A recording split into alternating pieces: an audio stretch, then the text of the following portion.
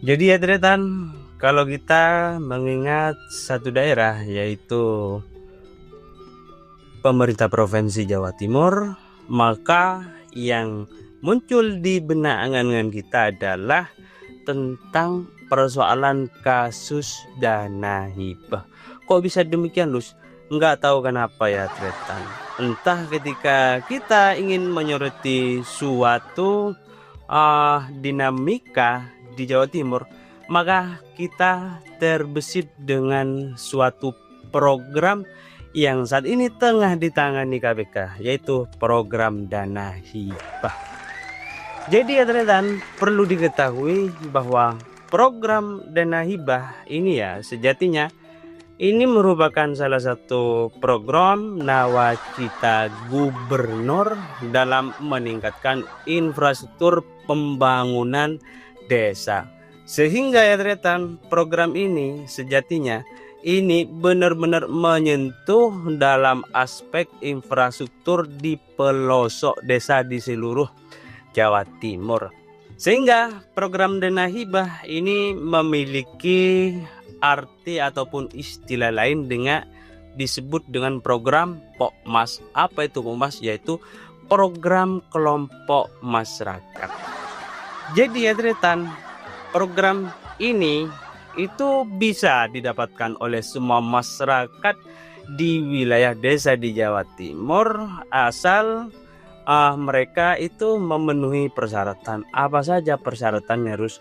Maka untuk mendapatkan sebuah program ini ya Tretan, maka terlebih dahulu masyarakat di bawah ini membentuk struktur organisasi sebagaimana itu lengkap dengan susunan ketua, sekretaris, bendahara dan anggota.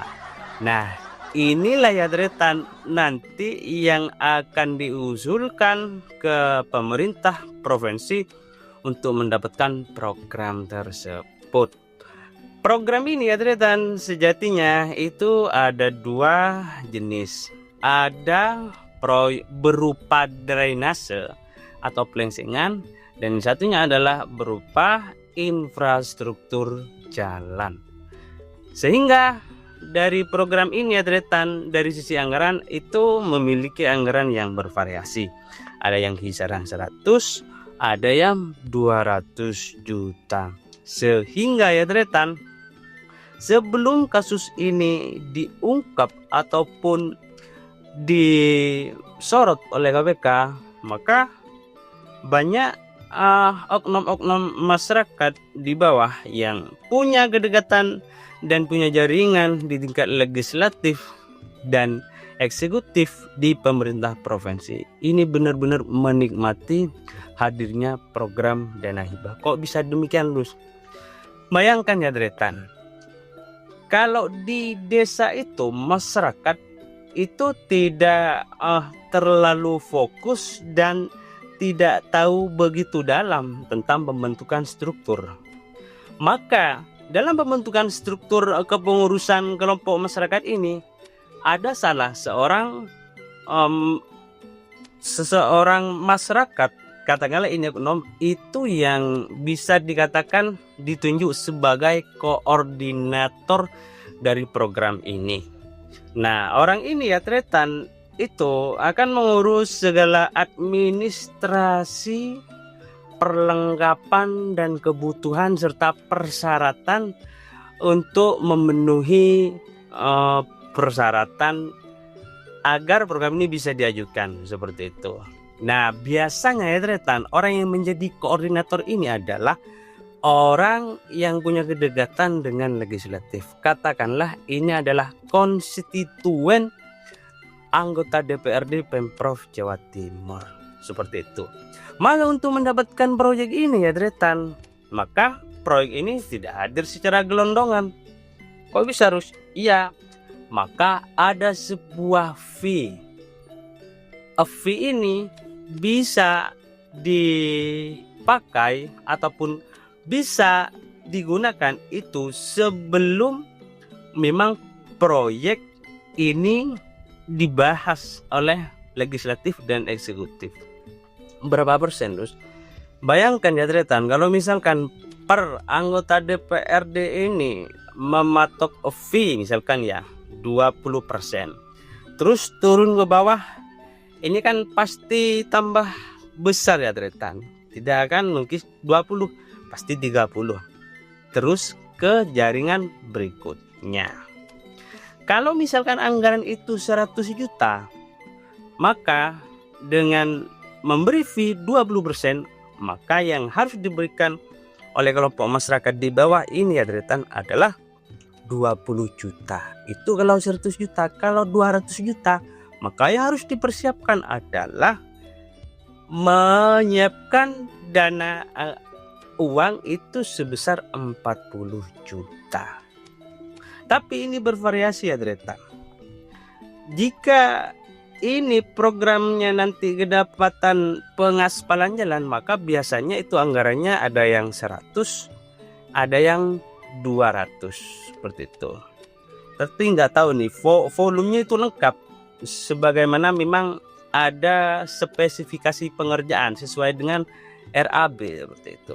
Kalau plengsengan, kalau infrastruktur jalan ya Tretan, misalkan pengaspalan jalan, ada proyek 100 juta, kemudian dipotong fee 40%, jadi 40 juta, sisa 60 juta. Maka yang 60 juta ini tidak boleh tidak harus terwujud menjadi proyek, maka harus berwujud. Kalau tidak terwujud ya Tretan, ya takut di kemudian hari itu ada ada pengawas yang dari dinas teknis itu turun ke bawah, sehingga itu bisa di skorsing ataupun di penalti.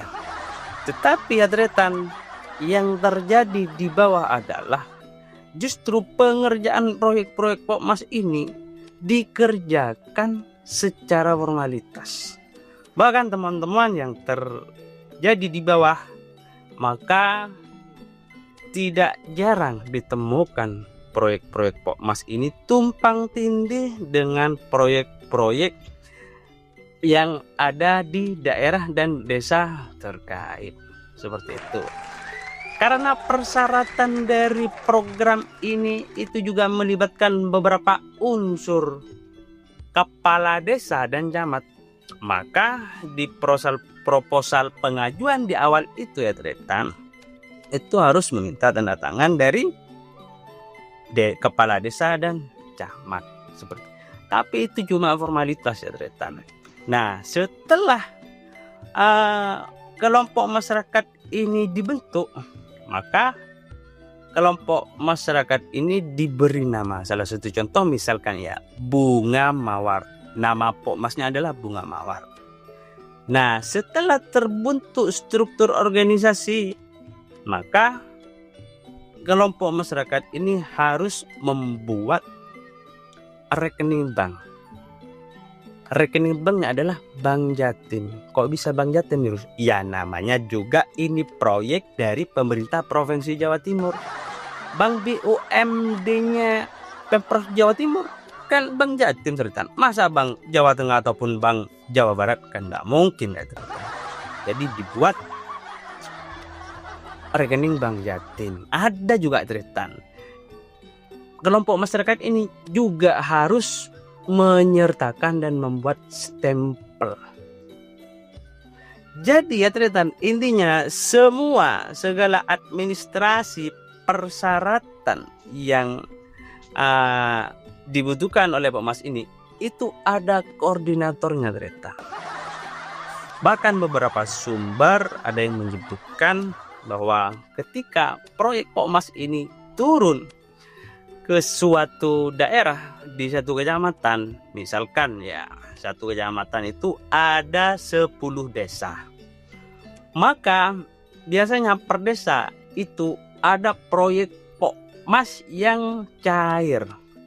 Koordinator ini ya tentu tidak hanya mengendalikan 1 atau 2 proyek Pokmas, bahkan bisa jadi 1 orang koordinator ini ya mengendalikan proyek Pokmas di 2 kecamatan, bahkan bisa sampai 3 kecamatan, bergantung klasifikasi jumlah keberadaan proyek tersebut. Bayangkan Dretan, sebelum kasus ini diungkap atau diusut oleh KPK, apakah proyek ini tidak menggiurkan? Wih, sungguh ini sangat menggiurkan Dretan. Bahkan tidak asing ya Dretan, para koordinator ini ketika proyek Pokmas ini sudah cair dan turun, wih, mereka tinggal bersiul-siul, siut seperti itu, cair. Nah, sayang di tengah pelaksanaannya dan realisasinya, penegak hukum ternyata menyorot keberadaan program dana hibah ini. Apa yang disorot? Yaitu dugaan adanya sebuah fee di awal